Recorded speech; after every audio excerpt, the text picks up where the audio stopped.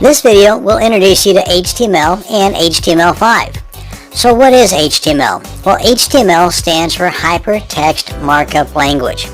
HTML is the language that your web browsers use to communicate to you what a particular web page looks like.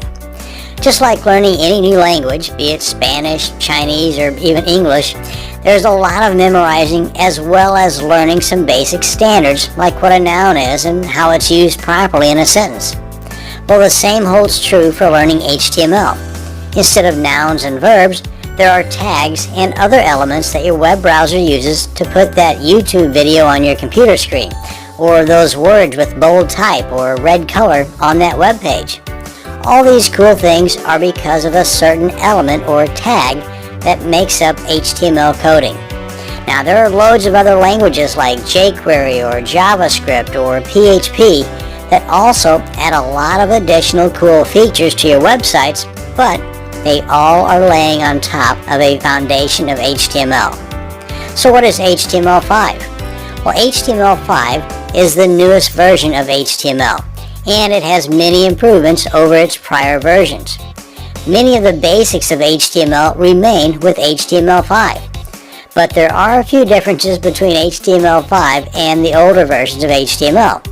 Like, for example, the code is cleaner and, for the most part, easier for today's browsers to read and interpret. Some of the old tags have been dropped, and the newer code is built to more easily work with the new, more advanced devices like your cell phones and tablets, and heck, even your refrigerator. Now, a couple of the new tags in HTML5 are video and audio. Now, there's a bunch more tags as well, but these are two I'm just mentioning right now. One of the ways that I learned about the different HTML tags was simply looking at the code on other people's web pages. Anytime you want to see the tags or coding that makes a website do what it's doing in your browser, just use your computer mouse and right-click, then select View Page Source, and there you go. At first, it might look overwhelming like the first time you saw a foreign newspaper. You may recognize some things, but most looks like just a bunch of gibberish. The more you learn about HTML, the more you will begin to recognize what most of that gibberish is and what it does. Then you will be able to use those same tags and elements to craft your own web pages. Now, here are a few websites for you to bookmark to learn even more about what makes a website do what it does. Now, of course, there's plenty more besides just these, but these will get you started. This first one is called HTMLdog.com. There's loads of information here and tutorials on both HTML and CSS, and this is updated as the version of HTML is updated as well. So just because you don't see an HTML5 slapped all over the place does not mean this is old stuff. As a matter of fact, if we scroll down here, come on over to HTML tags, and come on down to the very bottom here. It says bad tags.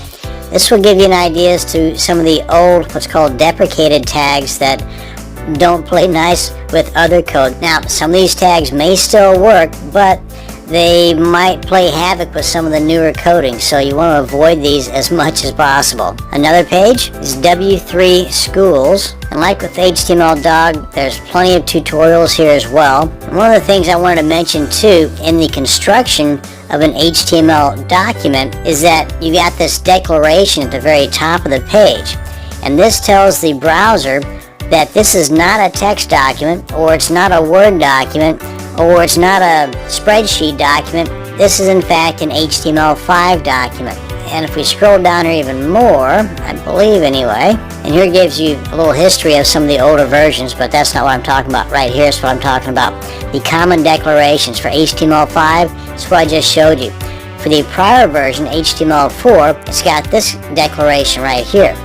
And this is what you're going to see in most web pages today. But that's that. So again, add this to your bookmarks. Another one, and I refer to these on several occasions whenever I'm trying to figure out what a particular element does or how I can get it to do what I want it to do on my website. But this is w3.org. And like with HTML Dog, there's nothing on here that's screaming HTML5, but it is up to date. As you can see right here, the declaration they're using here is for HTML5.